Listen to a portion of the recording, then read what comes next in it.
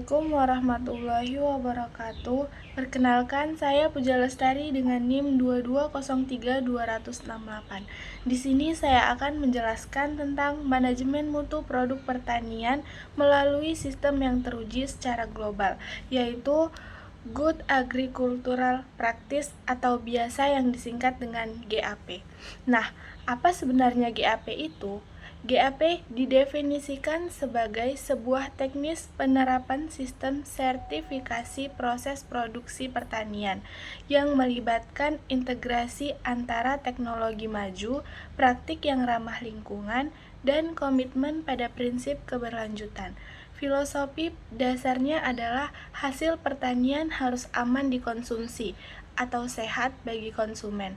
Proses produksinya harus menjamin kesejahteraan pekerja. Itu harus adil bagi pelaksana dan hasil akhirnya harus menghasilkan keuntungan ekonomi yang berkelanjutan bagi petani. Ada pula tujuan utama dari adopsi GAP sangatlah fundamental. Yang pertama itu menjamin keamanan pangan dengan mengurangi risiko kontaminasi biologis seperti bakteri E. coli, residu kimia, pestisida dan logam berat, dan kontaminan fisik atau benda asing. Yang kedua itu menjaga kualitas dan konsistensi produk agar produk kita dapat memenuhi standar yang sangat ketat di pasar domestik dan bahkan membantu pintu ke pasar internasional. Yang ketiga, melindungi lingkungan dengan mendorong penggunaan input yang efisien dan meminimalkan pencemaran. Dan yang keempat itu, melindungi kesehatan dan keselamatan pekerja di sepanjang rantai produksi. GAP adalah tiket Anda untuk meningkatkan akses pasar melalui kepatuhan pada standar sertifikasi mutu. Selanjutnya yaitu GAP dibangun atas 5 pilar prinsip yang saling menguatkan, yang harus kita pahami sebagai fondasi sebelum masuk ke praktik lapangan. Yang pertama itu keamanan pangan atau food safety. Fokus utamanya adalah identifikasi bahaya dan minimalisasi risiko di setiap titik kendali kritis. Yang kedua, kualitas produk atau produk quality. Ini mencakup seleksi varietas, penanganan pasca panen, hingga pengemasan yang menjaga mutu agar memenuhi spesifikasi pasar seperti ukuran, warna, dan kesegaran. Yang ketiga, keberlanjutan lingkungan atau biasa yang disebut dengan environmental sustainability. Itu mendorong praktik konservasi sumber daya, mengurangi emisi, dan pengelolaan limbah yang bertanggung jawab. Yang keempat, kesejahteraan pekerja atau social asset. Dia memastikan kondisi kerja yang aman, upah yang adil, dan tidak adanya eksploitasi. Yang kelima, dokumentasi dan traceability. Membangun sistem pencatatan yang detail, hingga setiap produk dapat ditelusuri riwayatnya kembali ke lahan asal. Di era globalisasi, pasar memberikan sinyal yang jelas. Adopsi GAP merespon 5 tren pasar utama. Yang pertama, permintaan terhadap kualitas produk yang terjamin. Yang kedua, tuntutan keamanan pangan yang tak bisa ditawar. Yang ketiga, kesadaran akan dampak lingkungan. Keempat, kepedulian terhadap isu sosial dan hak pekerja. Dan yang kelima itu, potensi ekonomi yang meningkatkan melalui efisiensi produksi dan harga jual yang lebih baik. GAP bukan hanya praktik yang baik, melainkan sebuah strategi bisnis. Ada pula panduan langkah demi langkah yang harus kita terapkan di lapangan. Itu dibagi menjadi 10 pilar utama. Pilar yang pertama, perencanaan dan pengelolaan tanah. Yang pertama itu pemilihan lokasi. Lokasi yang dipilih atau lahan yang dipilih harus dianalisis untuk memastikan bebas dari sejarah penggunaan limbah industri, pembuangan kotoran hewan segar, dan sisa logam berat. Harus ada buffer zone yang jelas antara lahan budidaya dan sumber potensi kontaminan. Selanjutnya, harus menganalisis tanah, seperti melakukan uji laboratorium untuk mengetahui pH, kandungan hara atau NPK, kadar bahan organik, dan keberadaan pencemaran. Hasil uji ini menjadi dasar penentuan dosis pupuk dan kapur. Yang ketiga, konservasi tanah, seperti menerapkan teknik konservasi seperti pembuatan terasering pada lahan miring, penanaman tanaman penutup tanah atau cover crop untuk menahan erosi, dan praktik pengolahan tanah minimal atau minimum tillage untuk menjaga struktur tanah dan biota di dalamnya. Ada pula pilar yang kedua, yaitu penggunaan benih dan bibit berkualitas. Ini investasi awal mutu dan potensi produktivitas. Pilar ini adalah langkah strategis pertama dalam manajemen budidaya yang sukses. Keputusan untuk menggunakan benih atau bibit berkualitas bukan hanya masalah teknis, tetapi juga investasi yang sangat menentukan potensi hasil, efisiensi sumber daya, dan ketahanan jangka panjang terhadap resiko agronomis. Nah, yang pertama itu jaminan mutu, sertifikasi, dan potensi genetik. Dia pentingnya benih bersertifikasi dan berlabel atau aspek legalitas dan fisiologis. Dia menggunakan benih yang bersertifikat dan berlabel resmi adalah keharusan hukum dan praktik agronomis terbaik. Sertifikasi dari Balai Pengawasan dan Sertifikasi Benih atau BPSB memastikan bahwa benih telah melalui serangkaian pengujian ketat yang meliputi kemurnian genetik, menjamin bahwa benih yang ditanam benar-benar berasal dari varietas yang diklaim tanpa tercampur varietas lain yang tidak diinginkan. Lalu mutu fisiologis, daya kecambah, dan vigor. Label mencantumkan persentase daya kecambah minimum. Benih dengan vigor daya tumbuh tinggi akan tumbuh seragam dan kuat, memungkinkan penanaman serempak dan meminimalkan kebutuhan penyulaman. Kesehatan benih. Benih disertifikasi bebas dari patogen atau penyakit. Bawaan benih atau seedborne disease mengurangi resiko infeksi dini pada kecambah. Ada pula yang kedua, adaptabilitas dan varietas unggul. Itu dilihat dari aspek agronomis. Ada pula pemilihan varietas unggul harus didasarkan pada riset dan pengalaman lokal. Varietas yang unggul di suatu daerah belum tentu unggul di daerah lain. Petani harus memilih varietas yang adaptif terhadap cekaman, yang mampu bertahan dan berproduksi optimal di tengah tantangan lokal, baik itu cekaman abiotik atau kekeringan, tanah masam, salinitas, maupun cekaman biotik, hama dan penyakit spesifik lokal, seperti varietas tahan virus kuning pada cabai dan tahan blast pada padi. Lalu harus responsif terhadap input. Varietas yang baik akan memberikan respon maksimal terhadap pemupukan dan irigasi yang efisien, sehingga meningkatkan rasio hasil terhadap biaya input. Ada pula yang kedua, yaitu manajemen karantina, inspeksi, dan ketertelusuran. Yang pertama, pencatatan sumber atau traceability atau ketertelusuran. Pencatatan riwayat pembelian seperti nama supplier, lokasi, tanggal, dan nomor batch produksi. adalah bagian dari praktik pertanian modern yang bertanggung jawab.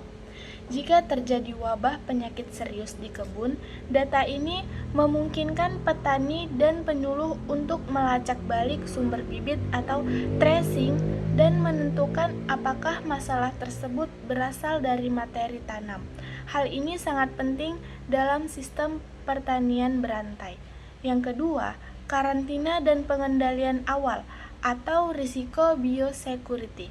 Karantina adalah tindakan pencegahan biosecurity yang dilakukan pada bibit sebelum dipindahkan ke lahan tanam. Ada pula yang harus diperhatikan yaitu inspeksi visual detail, seperti pemeriksa setiap bibit secara detail dari perakaran hingga daun. Cari gejala penyakit menular seperti bercak daun, layu, atau mosaik virus, atau keberadaan telur nimfa hama yang tersembunyi. Lalu harus tujuan dan karantina, seperti mengisolasi bibit yang dicurigai selama ini masa inkubasi. Hal ini mencegah introduksi patogen baru ke dalam lahan budidaya yang sebelumnya sehat, yang mana penanggulangan hama atau penyakit yang sudah menyebar di lahan akan jauh lebih sulit dan mahal.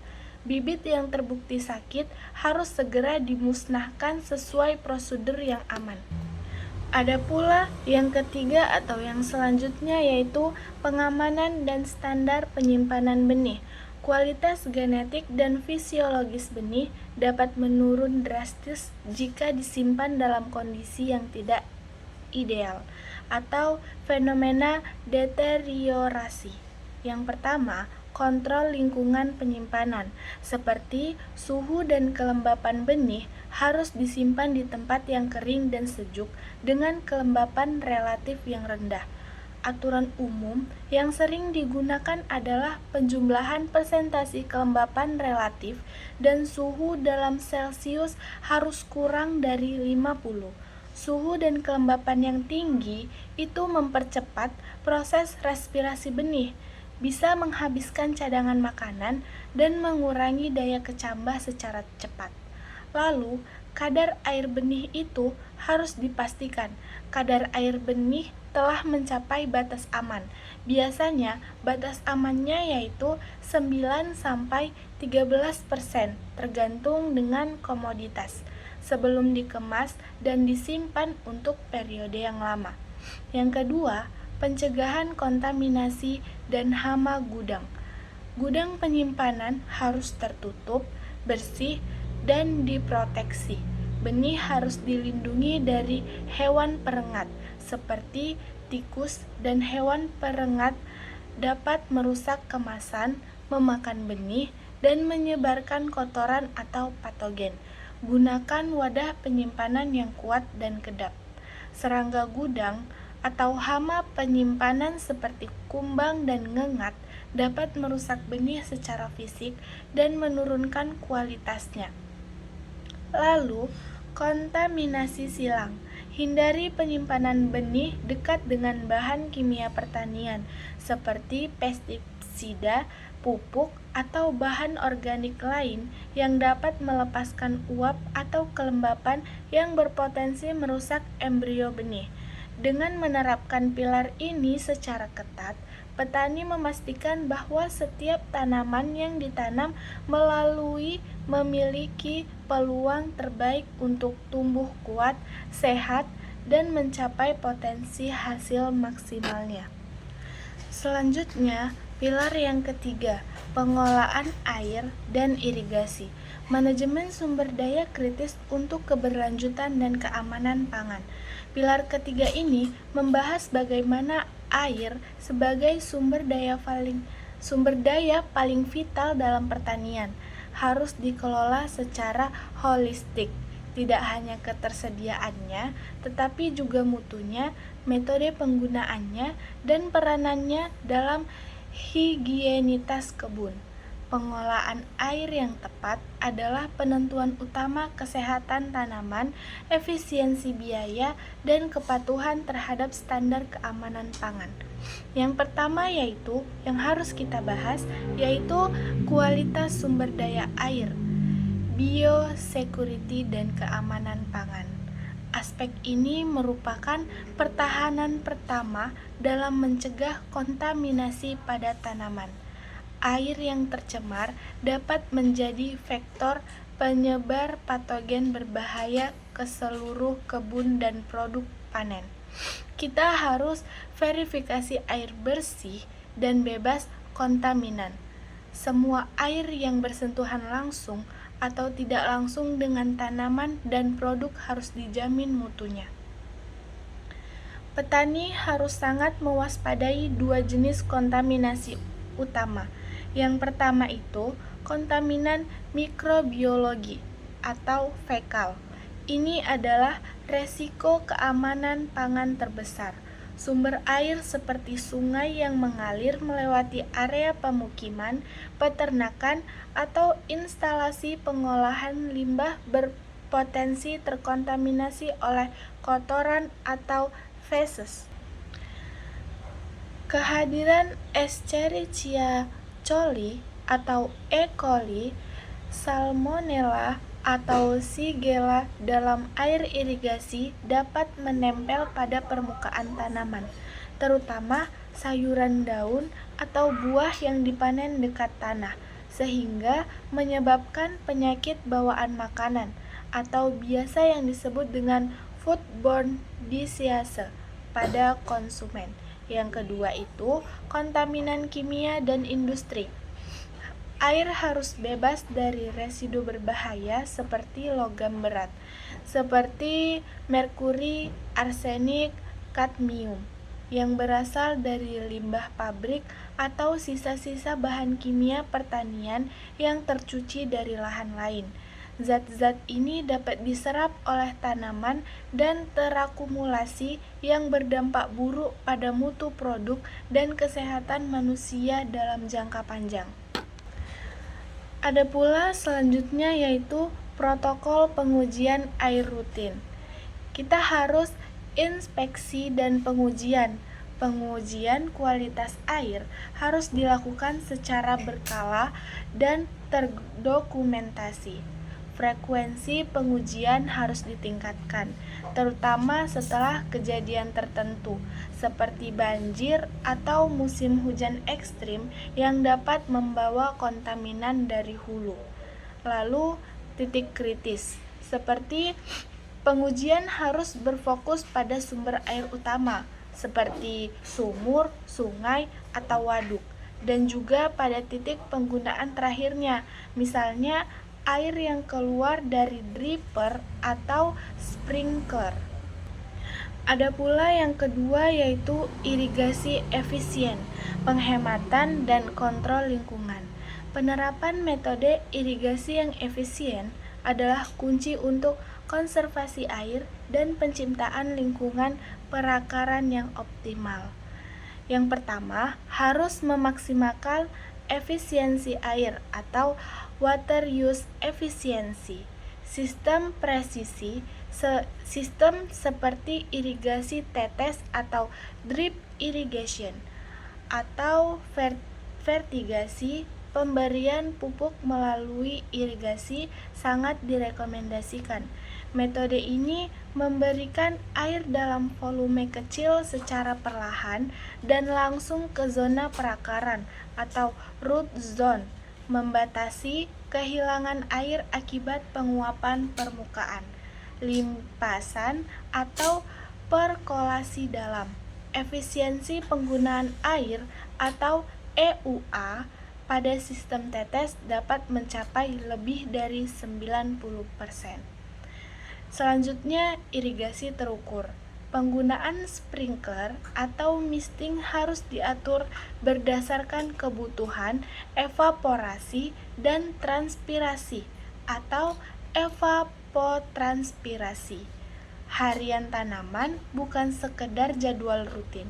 Pemanfaatan sensor kelembapan tanah dapat membantu mengukur secara akurat kapan dan berapa banyak air yang dibutuhkan, menghindari penyiraman berlebihan atau kekurangan.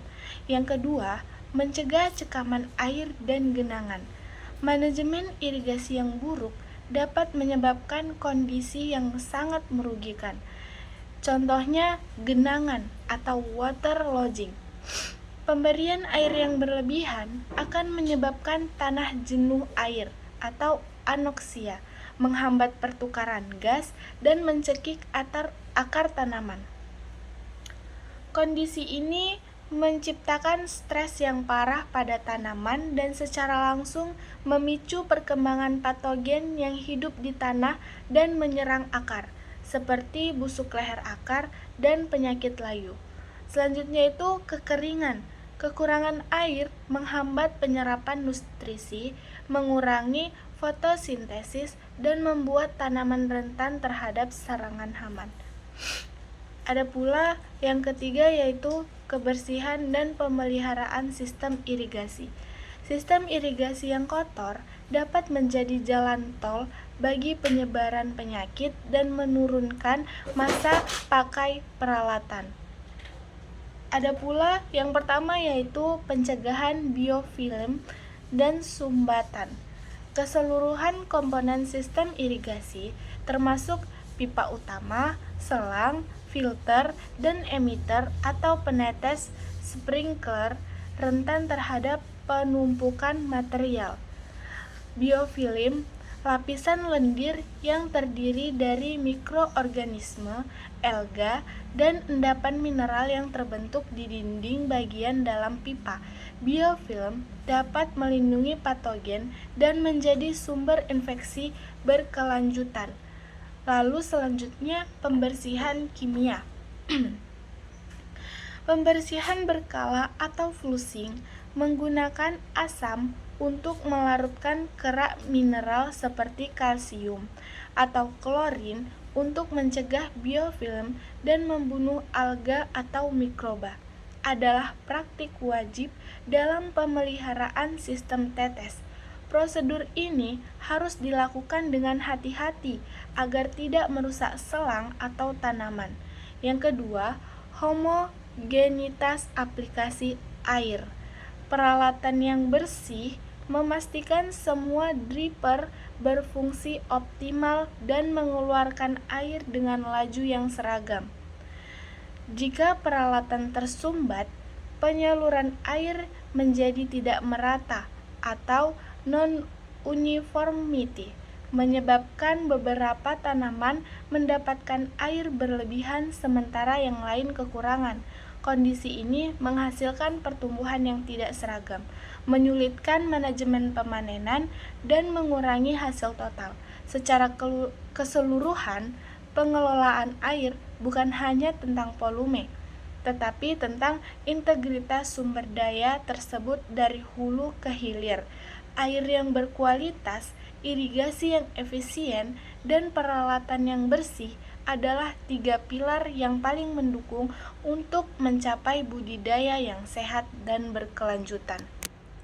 Ada pula pilar yang keempat, yaitu penggunaan pupuk dan pestisida yang aman, bertanggung jawab, dan berkelanjutan. Pilar ini adalah fondasi bagi produksi pangan yang aman atau food safety, berkualitas, food quality, dan ramah lingkungan, environmental stewardship. Penerapannya menuntut pendekatan berbasis ilmu pengetahuan dan presisi. Yang pertama, manajemen nutrisi tanaman yang tepat dan holistik. Manajemen nutrisi harus bergeser dari sekedar memberi makan tanaman menjadi membangun kesehatan tanah untuk jangka panjang. Ada pula pedoman penggunaan pupuk anorganik yang presisi. Penggunaan pupuk kimia atau anorganik harus menjadi bagian dari sistem terpadu, bukan solusi tunggal. Kita harus Diagnosis kebutuhan unsur hara, analisis tanah komprehensif. Ini harus dilakukan secara rutin, setidaknya setahun sekali atau per musim tanam pada laboratorium terakreditasi. Parameter yang diuji harus mencakup pH, keasaman, kapasitas tukar kation atau KTK, kadar bahan organik atau BOT, dan ketersediaan hara makroprimer atau NPK sekunder seperti Ca, Mg, dan S, dan mikro seperti Fe, Mn, Zn, Cu, B, dan Mo. Rekomendasi dosis spesifik. Dosis pupuk harus dihitung berdasarkan defisit hara yang terdeteksi di tanah relatif terhadap kebutuhan nutrisi tanaman pada fase pertumbuhan spesifik, seperti vegetatif atau generatif, dan target hasil yang diinginkan. Ini mempraktikkan konsep pemberian pupuk berimbang. Ada pula teknik aplikasi yang efisien, seperti mengutamakan metode yang meningkatkan efisiensi serapan, seperti pemupukan di alur atau lubang lokalisasi atau menggunakan pupuk lepas terkontrol, slow release fertilizer, untuk meminimalkan kehilangan hara akibat pencucian atau penguapan, volatilization. Yang kedua, pemantauan dan koreksi nutrisi. Kita harus menganalisis jaringan tanaman, foliar analysis, melakukan pengambilan sampel daun pada fase kritis pertumbuhan untuk memverifikasi apakah nutrisi yang diberikan sudah terserap dengan baik. Ini memungkinkan koreksi cepat melalui pemupukan daun, foliar feeding, jika terjadi defisiensi. Penggunaan alat ukur cepat. Gunakan alat seperti klorofilmeter atau N-tester untuk memantau status nitrogen tanaman secara real time di lapangan, memungkinkan penyesuaian dosis N yang lebih dinamis. Ada pula selanjutnya yaitu peningkatan kualitas dan kuantitas pupuk organik. Pupuk organik bukan sekedar penambah nutrisi. Ia adalah agen perbaikan kualitas tanah. Yang pertama, standar kematangan mutlak. Pupuk organik harus mencapai standar rasio C/N yang ideal, umumnya di bawah 20:1, untuk memastikan nutrisi siap tersedia dan tidak terjadi perebutan nitrogen oleh mikroba pengurai. Yang kedua, sterilisasi dan keamanan hayati. Proses pengomposan tanah atau hot composting diwajibkan untuk memastikan sterilisasi. Suhu inti harus dipertahankan pada derajat 55 derajat Celcius hingga 65 derajat Celcius selama minimal 3-5 hari berturut-turut, dan diikuti dengan pembalikan tumpukan secara berkala. Ini efektif untuk memusnahkan biji gulma, patogen hama seperti Phytophthora, Fusarium, Rhizoctonia, lalu telur dan larva hama. Yang ketiga, pengayaan hayati. Pertimbangan pengayaan pupuk organik matang dengan agen hayati bermanfaat atau beneficial mikroorganisme seperti bakteri penambat N atau Azotobacter, bakteria pelarut atau Bacillus, atau jamur pelindung Trichoderma untuk meningkatkan kesuburan biologis dan daya tahan tanaman. Yang kedua, aplikasi pestisida berbasis PHT dan prinsip 5T yang diperketat. Pengandalian hama penyakit terpadu Biasa yang sering kita sebut dengan PHT harus menjadi filosofi utama.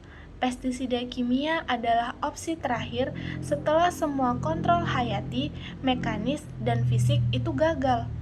Ada pula yang harus diperhatikan, yaitu kepatuhan regulasi dan keamanan produk. Sebelum aplikasi, pastikan aspek legal dan keamanan produk terpenuhi. Yang pertama, legalitas dan registrasi. Hanya gunakan produk yang memiliki nomor izin edar dan registrasi resmi dari otoritas pangan atau pertanian setempat. Hindari pestisida ilegal, palsu, atau yang telah dilarang atau dicabut izinnya karena resiko kesehatan yang tinggi. Yang kedua, pemilihan pestisida. Prioritaskan produk dengan toksisitas rendah atau kategori hijau dan biru yang memiliki masa residu singkat. Utamakan penggunaan pestisida hayati, biopestisida, atau bahan alami sebagai lapisan pertahanan pertama. Lakukan rotasi bahan aktif secara terencana untuk mencegah terjadinya resistensi OPT terhadap satu jenis bahan kimia. Selanjutnya, detail aplikasi prinsip 5T yang maksimal. Setiap T harus dijalankan dengan standar operasional yang ketat. Ada pula prinsip 5T yang pertama, yaitu tepat jenis. Verifikasi OPT yang menyerang, seperti identifikasi akurat. Sebelum memilih jenis pestisida, pastikan pestisida yang dipilih memiliki mekanisme kerja yang sesuai dengan target OPT. Yang kedua, tepat dosis. Kalibrasi alat semprot secara rutin, misalnya setiap 10 jam kerja, untuk memastikan volume air dan dosis yang keluar per satuan luas akurat. Gunakan alat ukur volume yang presisi. Lalu, tepat waktu. Aplikasi dilakukan saat kondisi cuaca optimal, tanpa angin kencang, tidak hujan dalam 4-5 jam ke depan, dan suhu tidak terlalu panas. Dan pada fase paling rentan OPT, misalnya menjelang sore hari ketika OPT aktif atau stomata tanaman terbuka. Lalu, tepat sasaran. Teknik aplikasi harus memaksimalkan keterjangkauan target. Arahkan semprotan ke permukaan daun bawah tempat hama bersembunyi atau ke titik tumbuh utama. Minimalkan drift atau penyimpangan semprotan. Yang terakhir yaitu tepat cara. Alat pelindung diri atau APD adalah wajib. Masker respirator dengan filter karbon aktif, sarung tangan netril atau karet tebal, kacamata pelindung, baju pelindung, dan sepatu boot. Petugas harus menjalani pelatihan berkala tentang teknik aplikasi dan keselamatan.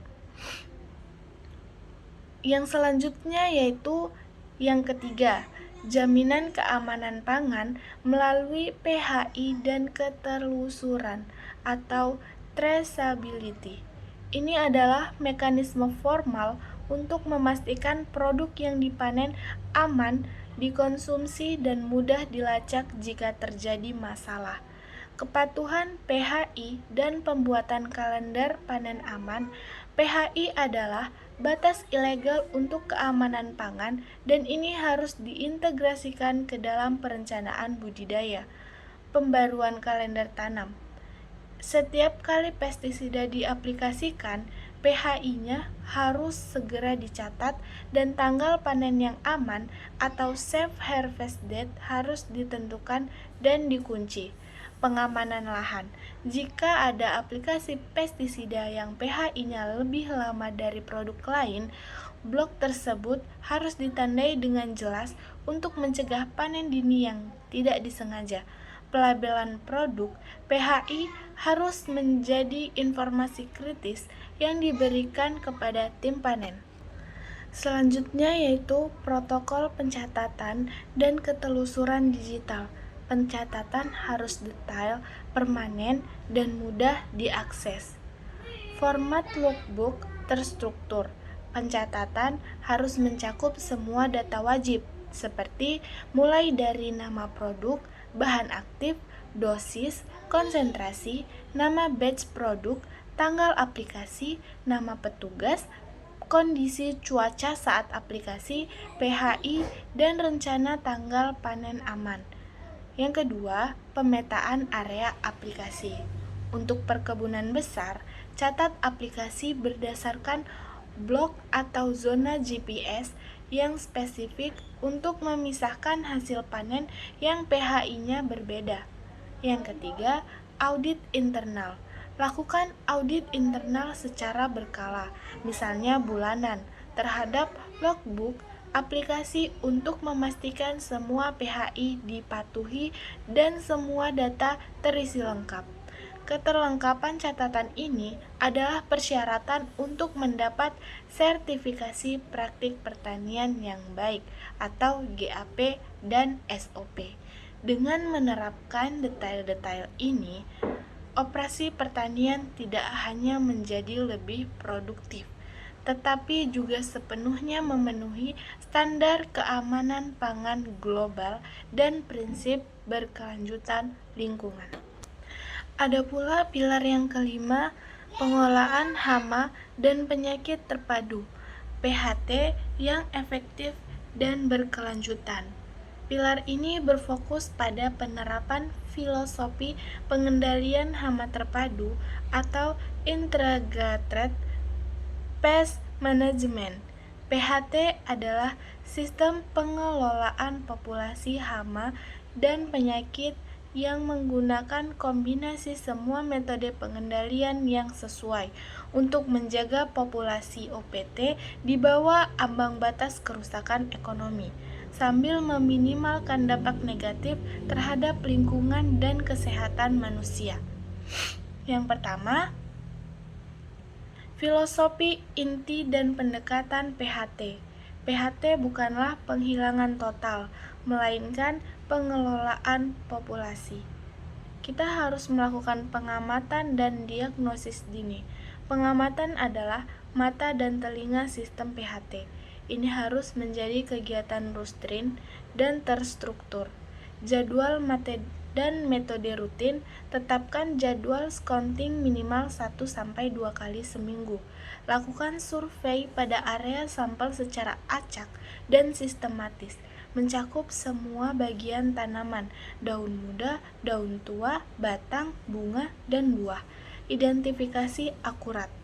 Petugas lapangan wajib dilatih untuk mengidentifikasi hama dan penyakit secara akurat pada fase paling awal, misalnya telur larva instar -1 atau gejala awal infeksi jamur. Diagnosis yang salah akan berujung pada tindakan pengendalian yang tidak efektif dan boros. Penentuan ambang batas.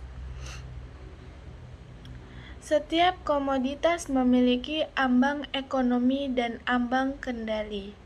Ada pula AK atau ambang kendali tingkat populasi OPT, di mana tindakan pengendalian harus segera dilakukan untuk mencegah populasi mencapai ambang ekonomi. Ambang ekonomi adalah tingkat populasi OPT di mana biaya pengendalian sama dengan nilai kerugian yang disebabkan oleh hama penyakit. Tindakan pengendalian hanya dilakukan jika populasi OPT telah mencapai atau melampaui AK. Jika populasi di bawah AK, pengendalian non-kimia, observasi, sanitasi, biologi tetap menjadi pilihan. Ada pula pendekatan berjenjang. PHT mengharuskan pengendalian dilakukan secara berjenjang, di mana pengendalian kimia adalah upaya terakhir. Ada pula level yang pertama, yaitu metode pengendalian budidaya sehat, kultural, dan fisik. Itu mencegah sejak awal melalui praktik agronomi yang baik. Level kedua yaitu hayatiyah atau biologi, pemanfaatan alami, predator, dan agen hayati. Level ketiga mekanis dan fisik, penggunaan perangkap, penangkapan manual, dan teknologi fisik. Level keempat, kimia terukur, penggunaan pestisida yang terdaftar spesifik dan dilakukan secara presisi 5T sebagai jalan terakhir. Yang kedua, prioritas pengendalian non-kimia preventif. Pengendalian yang berkelanjutan berfokus pada pencegahan dan pemanfaatan ekosistem alami. Pengendalian kultural atau praktik agronomi, pengendalian ini bertujuan membuat lingkungan tidak kondusif bagi OPT. Penggunaan varietas tanah, pilihlah benih atau varietas yang secara genetik terbukti tahan atau toleran terhadap OPT akademik di wilayah tersebut. Ini adalah pertahanan pertama yang paling efektif dan berkelanjutan. Yang kedua, rotasi tanaman. Jangan menanam komoditas sejenis secara berulang pada lahan yang sama. Rotasi dengan tanaman yang tidak sefamili akan memutus siklus hidup lama dan penyakit spesifik tanah. Misalnya nematoda atau fusarium. Waktu tanam serentak. Tanam dalam waktu yang relatif seragam di area yang luas untuk mencegah penumpukan populasi hama yang bergerak dari tanaman tua ke tanaman muda. Manajemen air dan nutrisi. Hindari kelebihan nitrogen yang membuat jaringan tanaman lunak menjadi rentan hama penghisap. Pastikan drainase baik untuk mencegah penyakit akar akibat kelembapan tinggi. B. Pengendalian hayati, fisik, dan mekanis. Jika pengendalian kultural tidak cukup, gunakan metode pengendalian yang ramah lingkungan. Yang pertama, agen hayati. Pelepasan musuh alami, introduksi atau konservasi serangga predator, misalnya ladybug, pemakan kutu daun, dan parasitoid, tawon yang meletakkan telur pada larva hama, mikroba antagonis, penggunaan jamur, misalnya Trichoderma sp untuk penyakit tanah, Beavuria basaliana atau Metarhizium anisopliae untuk serangga, dan bakteri Bacillus thuringiensis untuk ulat untuk mengendalikan patogen dan hama secara biologis. Selanjutnya, perangkap dan barikade. Perangkap feromon dan warna, gunakan perangkap kuning biru berperekat untuk memonitor dan menangkap hama terbang, lalat buah, dan kutu kebul.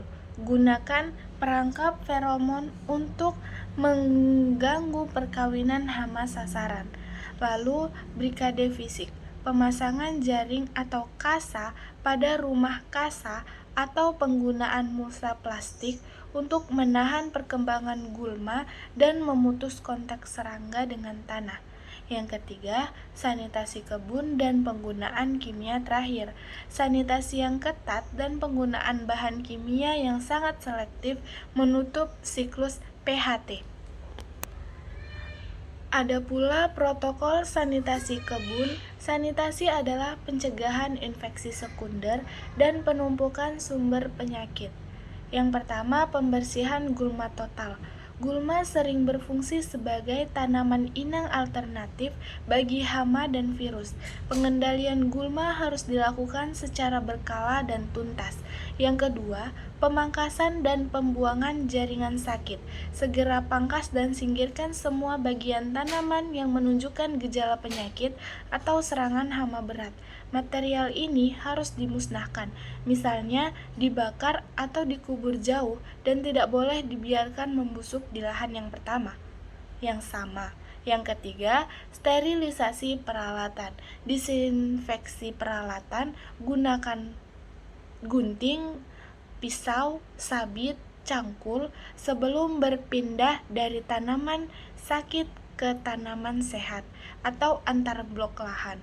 gunakan larutan pemutih atau NaOCl atau alkohol untuk mencegah penularan penyakit. Yang keempat, pengelolaan sisa tanaman. Setelah panen, sisa-sisa tanaman harus segera diolah, dibajak, dikomposkan panas, atau disingkirkan agar tidak menjadi sarang perkembangbiakan hama atau sumber inokulum untuk musim tanam berikutnya. Lalu, penggunaan pestisida yang bertanggung jawab. Jika level 1, 2, dan 3 tidak mampu menekan populasi di bawah AK, barulah pestisida kimia digunakan. Sangat terukur. Aplikasi harus mematuhi prinsip 5T, tepat jenis, dosis, waktu, sasaran, dan cara, secara ketat sebagaimana dijelaskan detail dalam pilar keempat. Yang kedua, itu selektif. Pilih pestisida yang memiliki toksisitas rendah terhadap musuh alami dan serangga penyerbuk seperti lebah. Gunakan pestisida dengan spektrum sempit yang hanya menargetkan OPT tertentu. Integrasi dengan PHI. Setiap aplikasi kimia harus dipertimbangkan PHI-nya untuk memastikan keamanan pangan dan panen yang aman. Dengan menerapkan PHT secara komprehensif, petani mengelola ekosistem pertanian secara cerdas, mengurangi ketergantungan pada bahan kimia, dan menghasilkan produk yang lebih aman. Selanjutnya, pilar yang keenam yaitu penanganan pasca panen dan pengolahan produk secara higienis. Pilar ini menjamin kualitas fisik produk dan mencegah kontaminasi sejak produk dipisahkan dari tanaman hingga siap didistribusikan. Kesalahan di tahap ini dapat membatalkan semua upaya budidaya yang baik. Yang pertama, higienitas dan kematangan panen yang optimal. Panen adalah titik kritis di mana produk paling rentan terhadap kerusakan fisik dan mikrobiologis. Tingkat kematangan optimal. Panen harus dilakukan tepat pada tingkat kematangan yang ditentukan oleh tujuan pasar, baik itu lokal, ekspor, atau olahan. Kematangan optimal memastikan rasa, tekstur, dan umur simpan terbaik.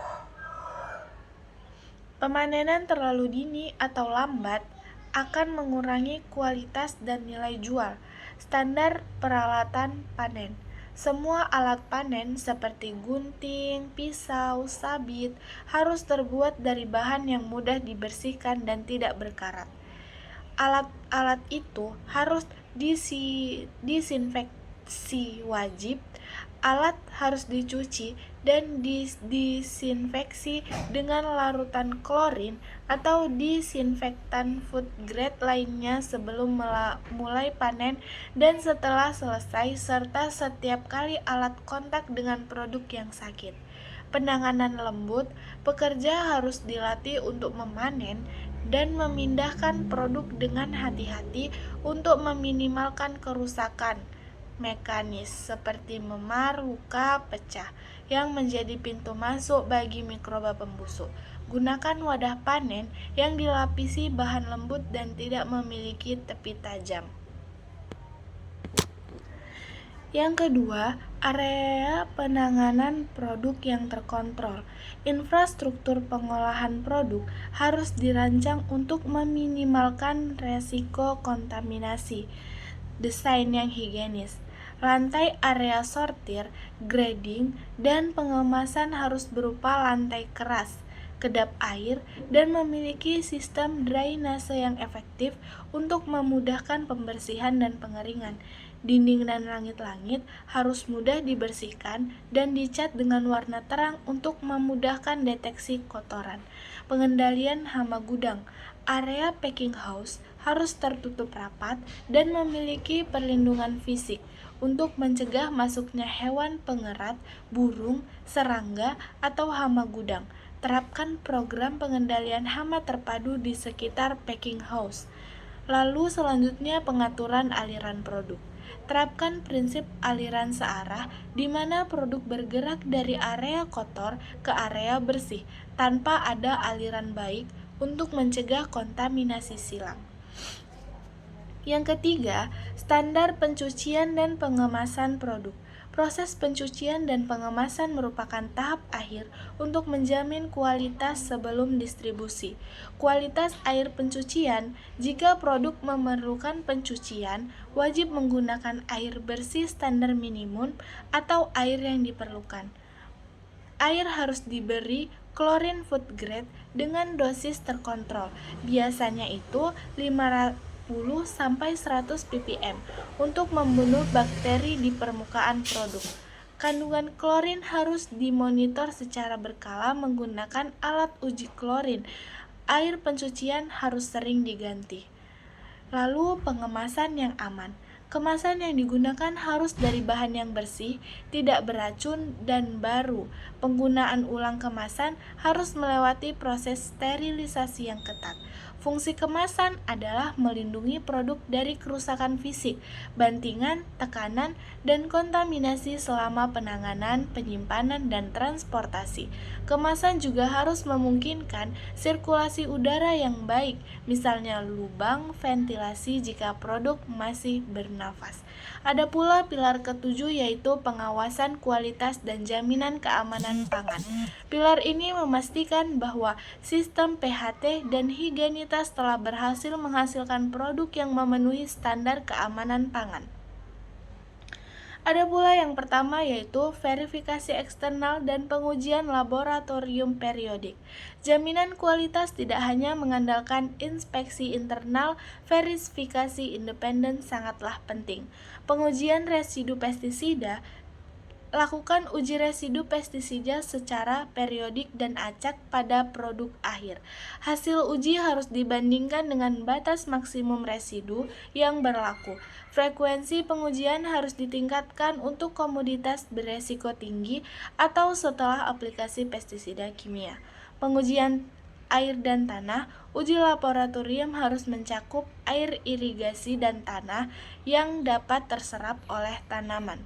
Audit pihak ketiga seperti melibatkan lembaga sertifikasi independen untuk melakukan audit secara berkala, seperti sertifikasi GAP atau SOP adalah bukti formal komitmen terhadap kualitas.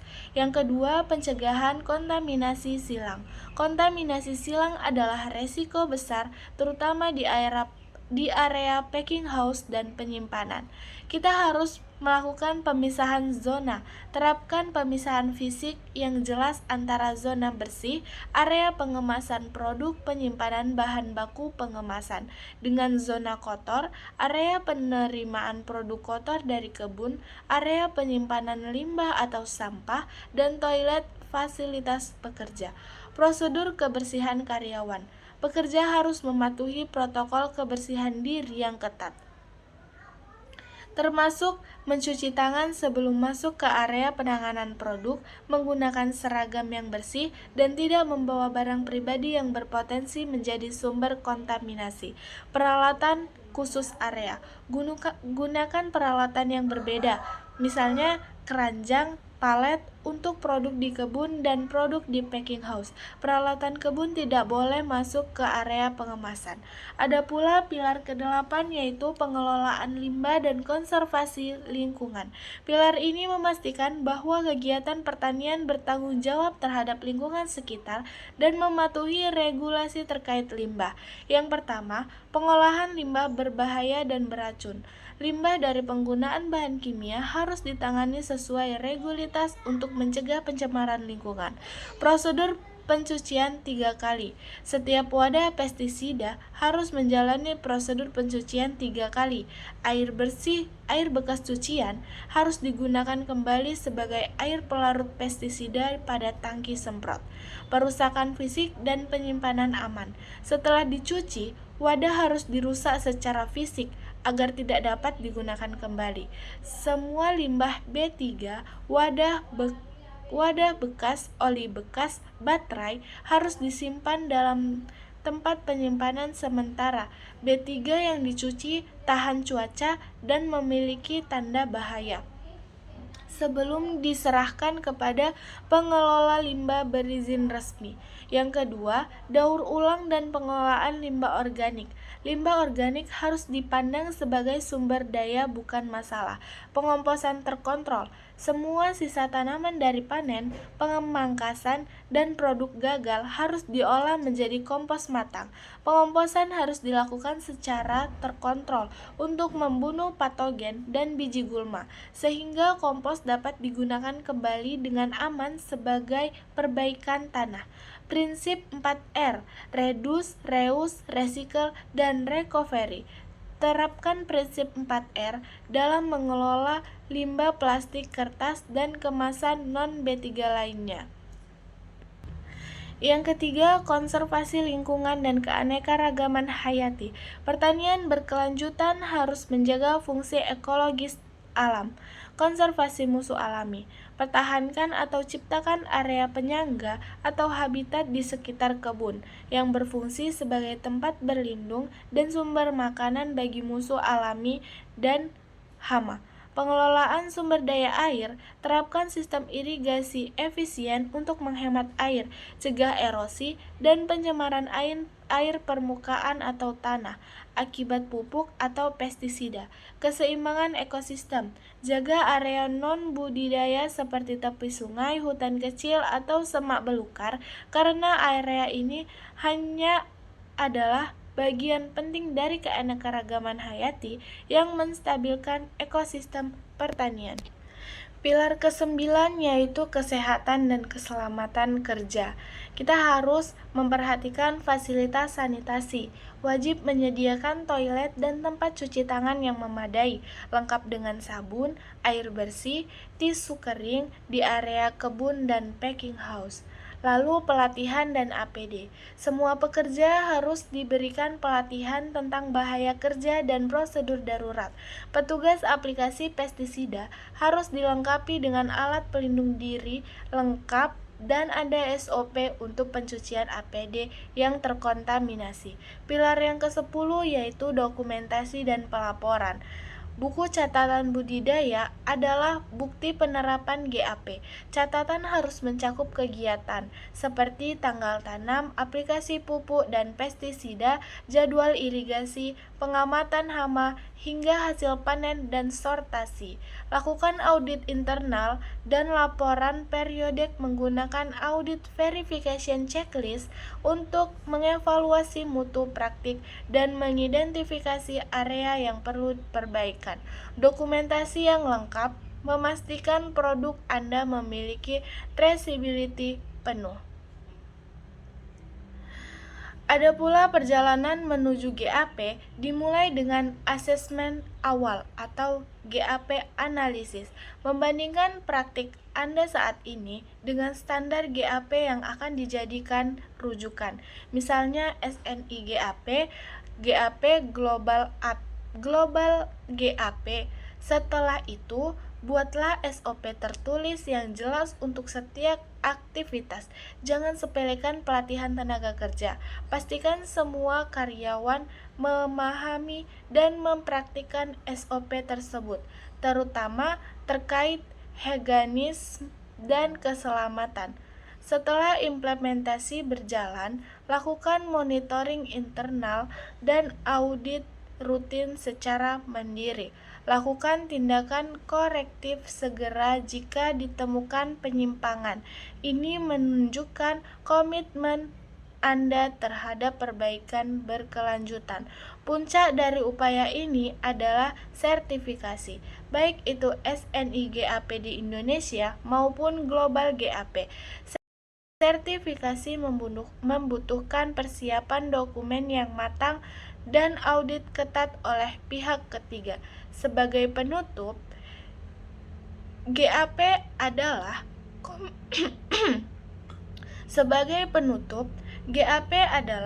komitmen jangka panjang. Ini bukan hanya tentang memenuhi persyaratan, melainkan tentang membangun bisnis pertanian yang kokoh, terpercaya, bertanggung jawab, dan menguntungkan. Mari kita jadikan good agricultural practice sebagai budaya dan standar mutu utama di lahan Anda. Mungkin sekian yang bisa saya sampaikan mengenai GAP. Lebih kurang saya mohon maaf. Saya akhiri. Assalamualaikum warahmatullahi wabarakatuh. Mungkin sekian yang bisa saya sampaikan mengenai GAP. Lebih kurang saya mohon maaf. Saya akhiri. Assalamualaikum warahmatullahi wabarakatuh.